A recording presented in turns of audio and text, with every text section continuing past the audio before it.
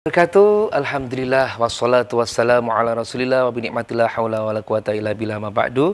Para pemirsa TV 9 Huja Asfaja dimanapun Anda berada, apa kabar Anda? Semoga senantiasa sehat selalu. Kembali saya Adi Prasetyo menemani Anda ngaji bareng di Huja Asfaja edisi hari ini, hari Senin 22 Januari 2024.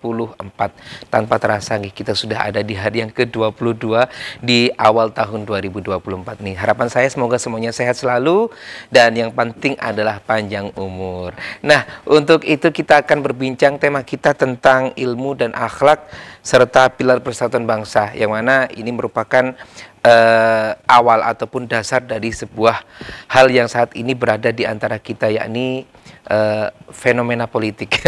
Kalau sudah merananya ke sana ini nih, apa namanya, kayaknya kurang afdol kalau kita hanya ngobrol sendiri saja. Oleh karena itu sudah hadir narasumber kita tentang tema kita, yakni beliau Ustadz Fathul Qodir MHI, Tim Asfaja Innu Center PWNU Jawa Timur. Assalamualaikum Ustadz. Waalaikumsalam warahmatullahi wabarakatuh. Sehat, Alhamdulillah sehat. Hujannya lumayan cukup deras tapi tidak menyurutkan semangat Ustadz untuk datang ke Selalu studio. Semangat meskipun Gitu. hujan. Oke. Baik, kegiatannya di PWNU di momen-momen ini apa aja nih Ustadz? Sama aja ya, tetap ngaji, Tetap nggak ada hal yang kajian dan juga Asfaja Innu Center PWNU Jawa Timur tetap mengisi konten-konten tentang keasfajaan, khususnya di medsos. Iya. Dan kajian-kajian, diskusi di berbagai tempat. Baik. Nah Ustadz, saat ini kajiannya, diskusinya kita ada di Huja Asfaja nih, di TV 9 Ustadz ya, tentang ilmu dan akhlak adalah pilar persatuan bangsa. Nah Ustadz, dalam tema kali ini kita itu membahas tentang yang itu tadi ya, yang saya sebutkan adalah pilar persatuan. Seperti apa sih Ustadz yang dimaksud hubungannya antara ilmu, akhlak sebagai pilar persatuan bangsa ini Ustadz? Begini ya, jadi kenapa harus kita bahas terkait dengan persatuan bangsa ini? Karena persatuan bangsa ini menurut saya adalah suatu yang prinsip bagi bangsa Indonesia. Karena tanpa adanya persatuan maka nanti juga akan berimbas kepada kita sebagai umat Islam yang mayoritas ini. Makanya kemudian bagaimana kita sebagai umat Islam ini memberikan kontribusi yang positif terus, bagaimana elemen bangsa ini tetap harus bersatu. Karena antara agama dan negara atau bangsa ini adalah sesuatu yang selalu beriringan. Nah, kenapa harus kita bahas tentang akhlak dan ilmu? Karena ini pondasi utama. Pondasi utama dalam kehidupan apapun, khususnya dalam konteks yang kita bicarakan adalah keutuhan bangsa. Ini pilar keutuhan bangsa. Karena apa? Mau tidak mau, kita sebagai warga negara harus mengisi berkebangsaan ini dalam menjaga bangsa ini dengan ilmu dan akhlak. Kalau hanya ilmu saja tanpa akhlak, nanti akan bahaya, sehingga nanti ada manipulasi, ada korupsi. Nah, itu berimbas berpengaruh dari sini juga Ustadz, awalnya Ustadz. Ya, karena akhlak atau dalam konteks ada nanti istilah moral, ada akhlak, ada etika. Nah, nanti itu pembahasan dalam disiplin ilmu tertentu ya, mana itu moral, mana akhlak, mana nanti ada istilah adab. Yang penting adalah yang kita bahas adalah bagaimana mengisi umat Islam khususnya dan juga bangsa Indonesia secara umum ini berakhlak yang baik dan juga berilmu. Untuk apa? Untuk menghiasi bangsa ini agar tetap lestari dan juga semakin besar, semakin maju. Nah, karena antara ilmu dan akhlak ini juga harus beriringan. Untuk apa? Untuk menghiasi warga negara kita agar tetap bersatu. Itu yang paling prinsip. Karena apa? Karena ketika ngomong akhlak ya, akhlak ini kan nanti ada kaitannya dengan adab ya. Jadi yang di tema ini kan akhlak ya, akhlak dan ilmu. Akhlak itu kan sesuatu yang sifatnya adalah menancap dalam hati kita. Hayatun rasihatun fi nafsi. Jadi keadaan atau sifat yang menancap dalam hati kita, dalam diri kita, yang kemudian yasduru 'alaiha al-adidu minal af'al. Jadi karakter atau sifat yang menancap dalam hati kita, yang kemudian kita itu melakukan sesuatu ya karena faktor karakter atau sifat dasar itu, baik yang baik maupun yang buruk. Jadi akhlak ini sifatnya nanti bisa baik bisa buruk. Dan kita dalam melakukan suatu hal itu ya tanpa ada mikir. Maksudnya gini, akhlak itu sesuatu yang apa istilahnya, sesuatu yang sifatnya alamiah, yang sudah ada di dalam diri kita. dalam yang diri sudah kita, dibentuk sehingga dari dasar dulu ya, begitu, ketika kita nanti melakukan sesuatu hal itu tanpa mikir dulu, itu namanya akhlak. Nah, cuman begini, akhlak itu ada dua. Akhlak yang sifatnya ghorizah tadi.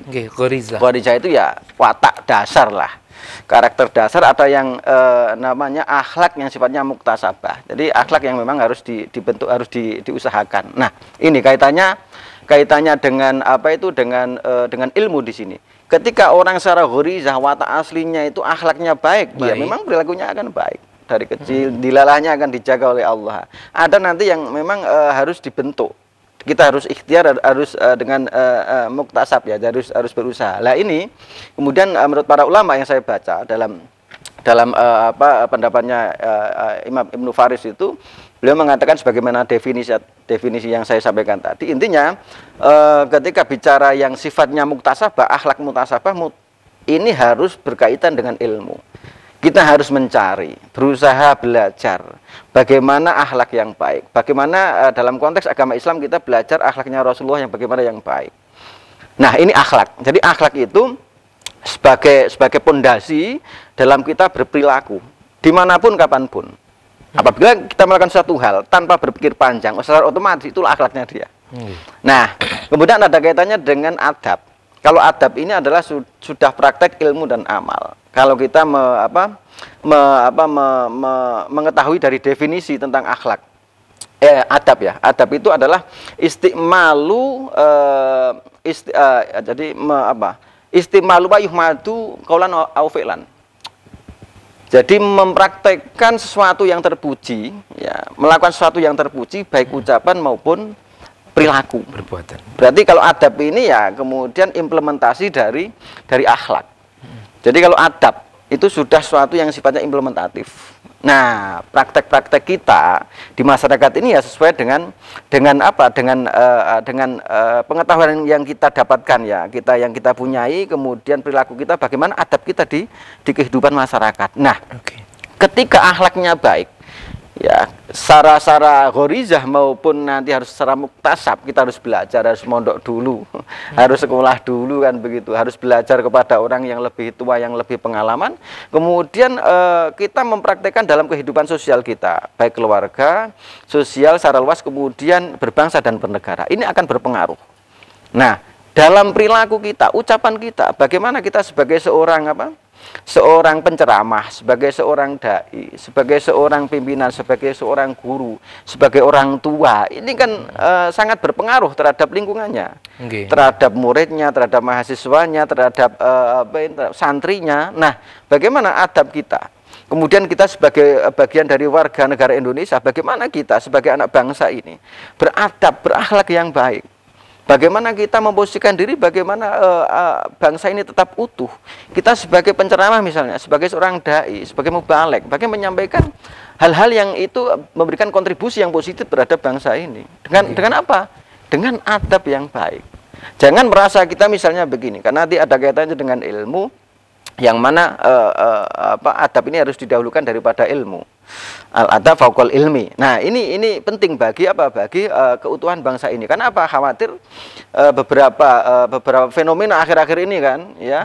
Jadi ada beberapa public figure yang kemudian ucapannya ini membahayakan persatuan dan kesatuan umat dan bangsa ini. Persatuan dan kesatuan dan kenyamanan. Nah, itu dan keamanan umat.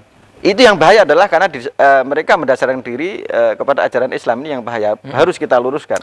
Baik Ustadz, itu tadi yang tentang dua akhlak tadi ya, tentang khorisoh adalah akhlak khorisah.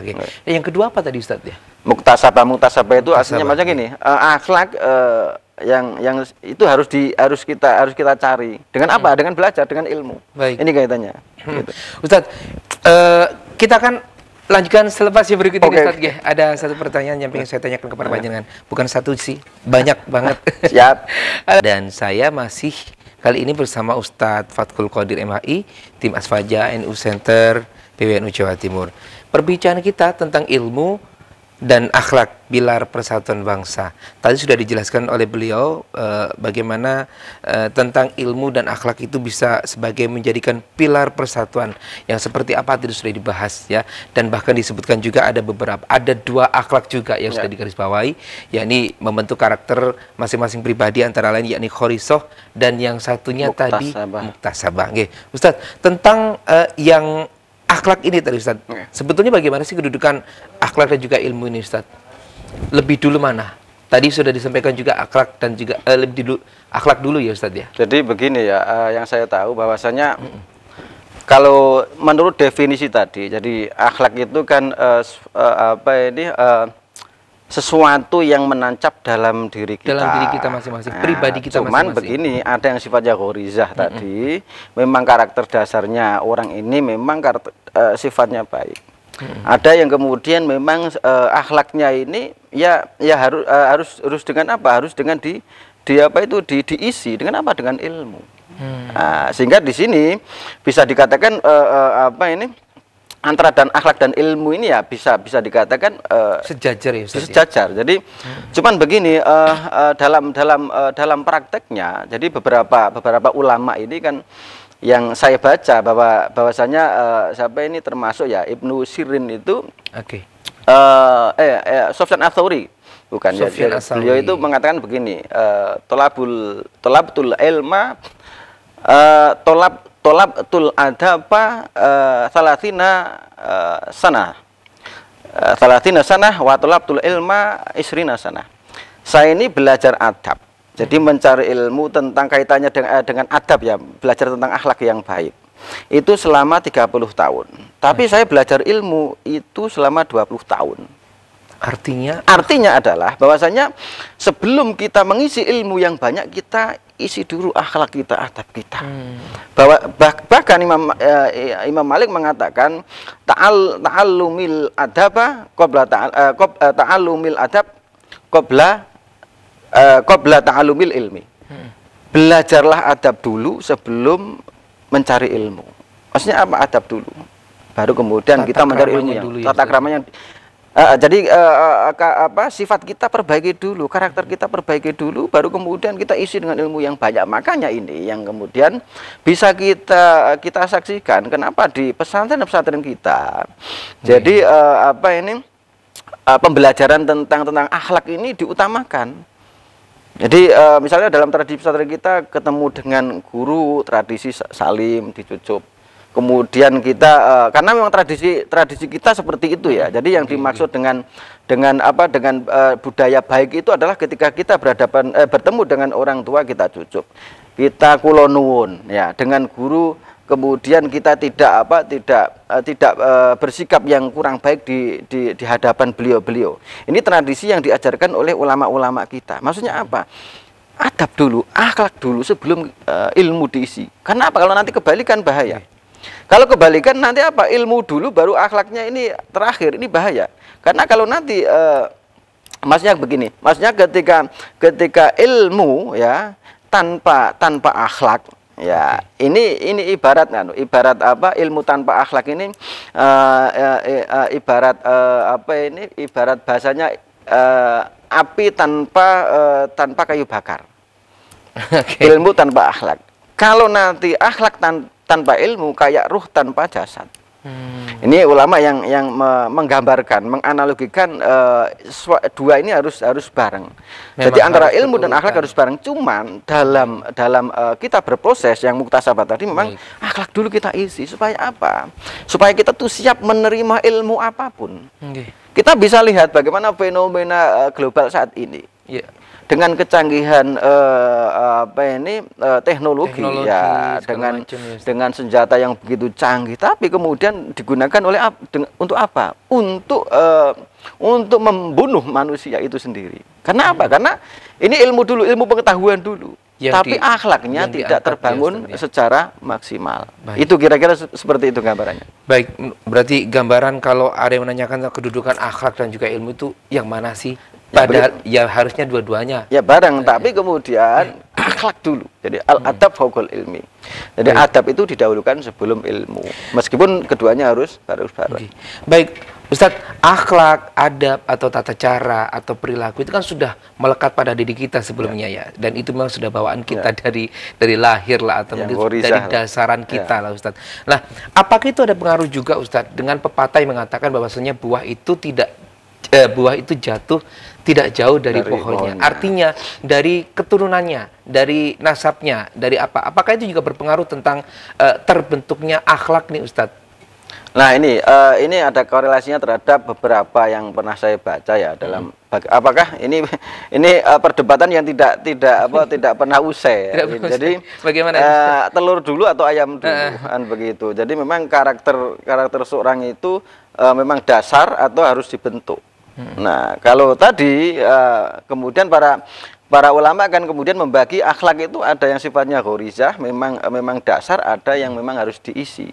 Nah, bagaimana ada pepatah yang mengatakan buah itu jatuh tidak jauh dari pohonnya. Maksudnya apa? Gambarannya kan anak itu biasanya tidak jauh akhlaknya, sifatnya dari orang tua, karakter. Iya, karena memang bentukan lingkungan ini penting bagi kita. Entah itu lingkungan keluarga maupun lingkungan pendidikan.